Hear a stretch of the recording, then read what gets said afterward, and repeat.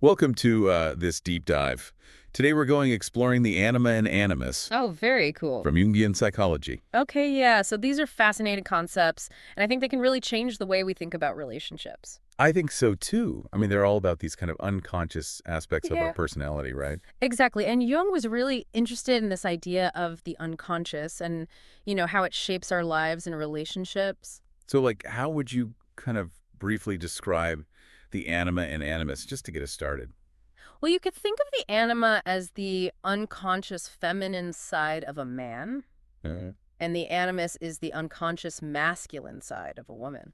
gotcha. So it's like everyone has both of these archetypes within them. Yeah, exactly. And they're not like good or bad. They're just these energies, these potentials that are there within us. But, I mean, they can definitely cause some problems in relationships, right? Especially if we're not aware of them. Oh, absolutely. I Yeah. mean, one of the main ways they show up in relationships is through projection. Project. Yeah, like instead of seeing someone for who they truly are, we might be unconsciously projecting aspects of our anima or animus onto them.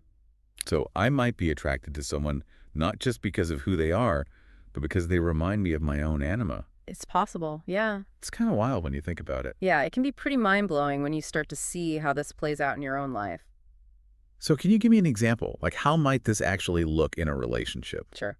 Let's say a woman is really drawn to a man who's like the strong, silent type. Okay, I can picture that. She might be projecting her animus, her own inner masculine ideal onto him. So it's not necessarily that the man isn't strong and silent, but her perception of him is kind of distorted by her own animus. Yeah, that's the idea, and this can lead to all sorts of complications, especially if those projections don't match up with reality. Right, because you're basically falling in love with an image that you've created, not the actual person. Exactly, and Jung believed that until we become aware of these projections, we're kind of doomed to repeat the same unhealthy patterns in our relationships. So, like, someone might keep getting into relationships with people who fit a certain archetype, even if those relationships aren't actually good for them. Exactly. Like imagine a man who always seeks out partners who are nurturing and caregiving, which might reflect his own anima. Okay. He might find himself in relationships where he feels really emotionally dependent or even smothered. So it's almost like a self-fulfilling prophecy in a way. It can be. Yeah. Our unconscious expectations end up shaping our choices and experiences. That's pretty deep stuff. Mhm. So how do we break free from this? Do we all need to become therapists or something? Well, it definitely helps to have some guidance, but awareness is always the first step. Okay, but how do we even become aware of these unconscious forces in the first place? Yeah. That's what I'm not getting. That's the million-dollar question, and that's what we'll be exploring in the next part of our deep dive. Okay, so stay tuned, I guess. We'll be unraveling some of the tools and techniques that Jung suggested for becoming conscious of these powerful inner forces. Sounds like a plan. Mm. I'm definitely interested to hear more. I think you'll find it fascinating. Understanding these archetypes can really unlock a whole new level of understanding in our relationships and just in our own personal growth in general. Awesome, I'm looking forward to it. Me too. Okay, so we left off talking about how to become aware of the anima and animus. Like, how do we actually start to see them at work in our lives? Yeah, it's a tricky thing, right? Because by definition, they're unconscious. Exactly. So we don't even know they're there until we start to look for them.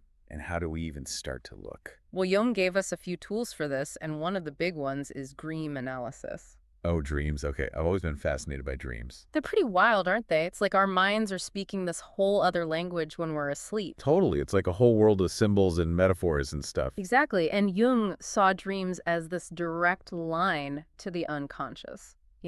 And he believed that the anima and animus often show up in our dreams through these symbolic figures. So, like, if I dream about a wise old man, what does that mean?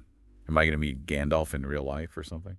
Well, maybe not Gandalf, but What? in Jungian terms, it could represent the archetype of the wise old man Okay. who embodies wisdom and guidance and that kind of thing. So for a woman dreaming of a wise old man, it could be her animus, like her own inner guide. It could be. Yeah. Huh.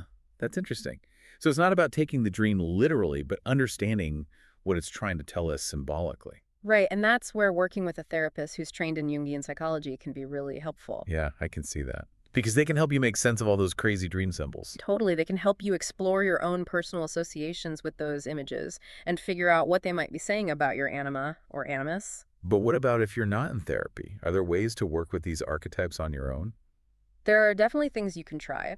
One technique that Jung developed is called active imagination. Active imagination? What's that? It's kind of like having a conversation with your unconscious, you know? Okay. Like you might try writing a dialogue between yourself and your anima or animus. Whoa, that's trippy.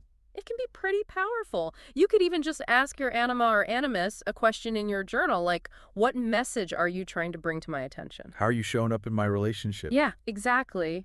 It's all about bringing those unconscious forces into consciousness. So it's not about getting rid of them, but more like understanding them and integrating them into our lives. That's a great way to put it.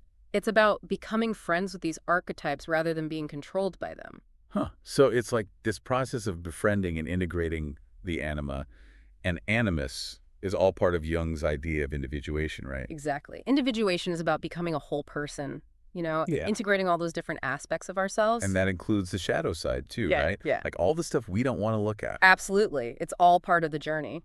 So this isn't just about having better relationships then. It's about becoming more whole and authentic as individuals. Definitely. And that wholeness naturally leads to better relationships because we're bringing our full selves to the table. I like that. Mhm. So how does this actually play out in relationships then? What difference does it make when we've done this work of integrating the anima and animus? That's a great question.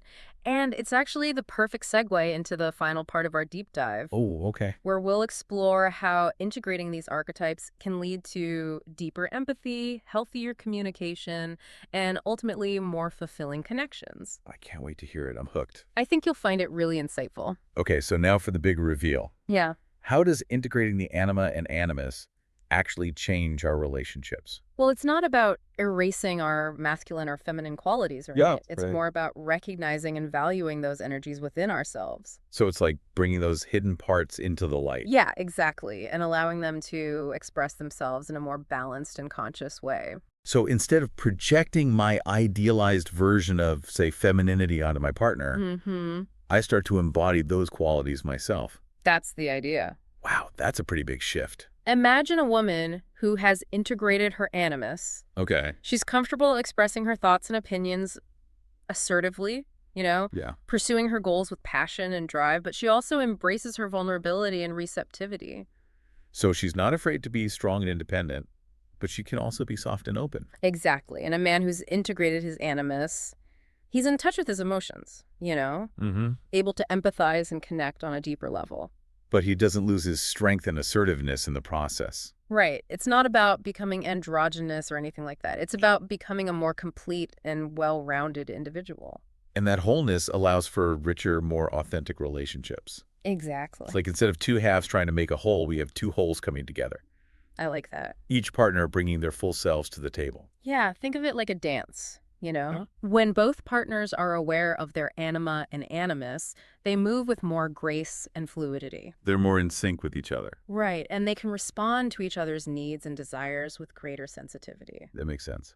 So what about conflict, though? I mean, every relationship has conflict at some point. Of course. How does integrating these archetypes help us deal with that? Well, instead of falling into those old patterns of blame and projection, Like you always do this or you never do that. exactly, we can approach conflict with a more nuanced understanding. So we can see our partner's behavior and our own through the lens of the anima and animus. Yeah, like instead of taking everything personally, we can ask ourselves, is this really about them, or is my anima or animus getting triggered here? That's a good question to ask. And that awareness creates space for empathy and compassion. For both ourselves and our partners. Exactly. It allows us to communicate our feelings honestly and respectfully, even when things are tough. So it sounds like integrating the anima and animus can really help us create more balanced and fulfilling relationships. I think so. It's not a magic bullet or anything, Yeah. but it's a powerful tool for growth and understanding. It's an ongoing journey, right? Absolutely. We're never going to perfectly integrate these archetypes. It's a lifelong process of self-discovery. But each step we take towards integrating them brings us closer to wholeness. And that wholeness benefits not just our relationships, but every aspect of our lives. So as we wrap up this deep dive, we're left with a thought-provoking question for you to ponder. Okay. If integrating the anima and animus is a lifelong journey, how can we cultivate the patience and self-compassion to keep moving forward, embracing both the light and shadow within ourselves? That's a great question. It's something to reflect on as you continue your own exploration of Jungian psychology. And remember, this has just been a taste, an introduction to these complex concepts. Yeah, we've only scratched the surface here. But hopefully it sparked your curiosity to learn more. Keep exploring, folks. The unconscious is always speaking to us in our dreams, our relationships, even in those everyday moments of synchronicity. It's all about paying attention. The key is to listen, to learn, and to integrate those whispers of wisdom into our conscious lives. Until next time, happy exploring. Thanks for joining us.